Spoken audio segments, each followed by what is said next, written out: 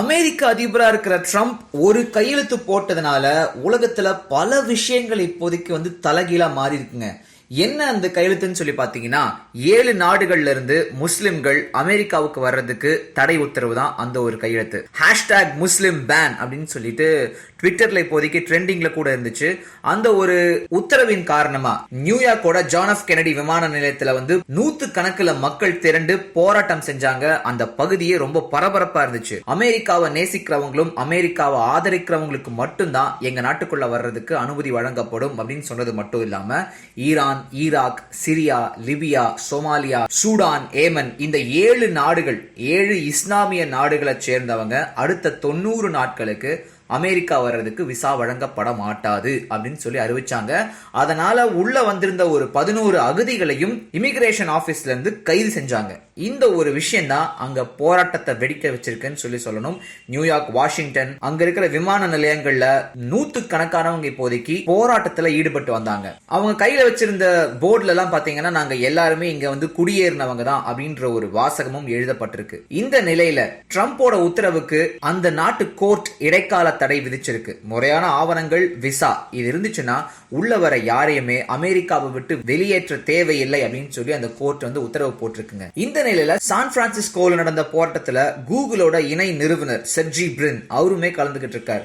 நான் கூகுள் சார்பா கலந்துக்கல, ஆனா தனிப்பட்ட முறையில நானும் ஒரு அகதி, 43 வயசாச்சு எனக்கு, சோவியத் யூனியன்ல பிறந்தவன், அகதியா அமெரிக்காவுக்கு இங்க இப்போதைக்கு வாழ்ந்துட்டு இருக்கேன். அந்த ஒரு உணர்வுல இந்த போராட்டத்துல நானும் கலந்துக்கிறேன்னு சொல்லி செர்ஜி பிரின் சொல்லியிருக்காரு. இப்போதைக்கு அதிபர் போட்ட ஒரு உத்தரவுக்கு தடை உத்தரவு கொடுத்த நீதிமன்றம் புரூக்ளின்ல இருக்கிற நீதிமன்றம் சார். அந்த ஒரு நீதிமன்றத்துல இந்த தடை வந்த சில மணி நேரங்களிலேயே வழக்கு தொடரப்பட்டுச்சு. வழக்க விசாரிச்ச நீதிபதி ஆனன் டோனலி ட்ரம்போட உத்தரவுக்கு இடைக்கால தடை விதிச்சாங்க.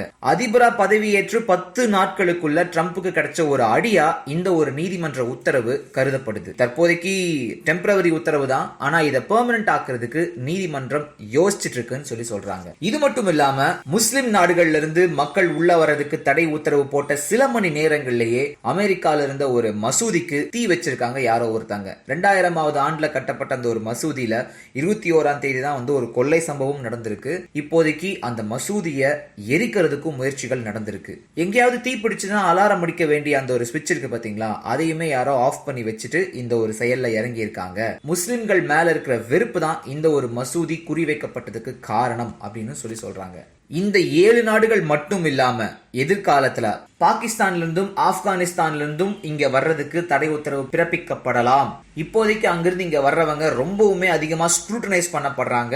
ஆனா இதுக்கு மேல அந்த உத்தரவு வெகு விரைவிலேயே வரலாம் அப்படின்னு சொல்லி வெள்ளை மாளிகையிலிருந்து வெளியாகிற செய்திகள் சொல்லுதுங்க. இதுக்கு நடுவுல கனடா பிரதமர் ஜஸ்டின் ட்ரூடோ என்ன சொல்லியிருக்காரு அப்படின்னா, அமெரிக்கா இல்லைன்னா என்ன, அங்க குடியேறவங்களால முடியலன்னா கனடா உங்களை வரவேற்குது, வெல்கம் டு கனடா அப்படின்னு சொல்லி அவர் ட்விட்டர்ல சொல்லியிருக்காரு. ஏன்னா அடக்குமுறை, போர், பயங்கரவாதத்திலிருந்து வெளில வரவங்களை கனடா வரவேற்கும், எங்களோட டைவர்சிட்டி தான் எங்களோட பலம் அப்படின்னு அவர் சொல்லியிருக்காருங்க. ஆட்டோவை கொளுத்திட்டு காரை கொளுத்திட்டு ஒரு ஏசி அசிஸ்டன்ட் கமிஷனர் ஹெல்மெட் போட்டுக்கிட்டு ஸ்டார் போட்ட ஒரு அசிஸ்டன்ட் கமிஷனர் லீட் பண்ணி கூட்டு போய் இந்த குடிசையை கொளுத்துமான்றாரு. பதிவு இருக்கு. இது வரைக்கும் அந்த ஏசி மேல என்ன நடவடிக்கை எடுக்கல, அந்த பெண்ணை அரெஸ்ட் பண்ணல, கொளுத்துன அரெஸ்ட் பண்ணல. அப்போ மீன பெண்கள் என்ன செஞ்சாங்க, அவங்க ஆதரவு கொடுத்தாங்க, தண்ணி கொடுத்தது தப்பா, உணவு கொடுத்தது தப்பா, அதுக்காக நீங்க மட்டும் பூந்து அடிப்பீங்க, கெமிக்கலை ஊற்றி நீங்க மட்டும் கொளுத்துவீங்களா அப்பா வீடுகள் எல்லாம், குடிசைகள் எல்லாம்.